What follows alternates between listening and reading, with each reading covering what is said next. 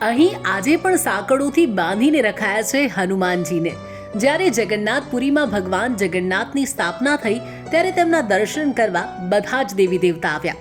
હવે આવામાં સમુદ્રદેવને પણ દર્શનની અભિલાષા થઈ, પરંતુ જ્યારે સમુદ્રદેવ ત્યાં દર્શન કરવા પહોંચ્યા તો મંદિરની આસપાસ પાણી આવી ગયું, જેના કારણે લોકોને ખૂબ નુકસાન થવા લાગ્યું। ભક્તોએ જગન્નાથજીને પ્રાર્થના કરી ત્યારે જગન્નાથજીએ હનુમાનજીને મંદિરના રખેવાળ તરીકેની જવાબદારી સોંપી। આ બાજુ સમુદ્રદેવ ચતુરાઈ દેખાડી હનુમાનજીને કહ્યું કે તમે કેવા ભક્ત છો, તમારું મન નથી થતું ભગવાનના દર્શન કરવાનું, ભગવાન જગન્નાથના અનુપમ સૌંદર્યને નિહાળવાનું। આ બધું સાંભળી હનુમાનજી પ્રભુના દર્શન કરવા મંદિરમાં જવા લાગ્યા અને તેમની પાછળ સમુદ્રદેવ પણ આવી ગયા, જેનાથી લોકોને ફરીથી એકવાર નુકસાન થયું। ત્યારે જગન્નાથજીએ હનુમાનજીને સોનાની સાંકળોથી બાંધી દીધા અને આજે પણ જગન્નાથપુરીમાં દરિયા કિનારે હનુમાનજીનું આ પ્રાચીન મંદિર આવેલું છે।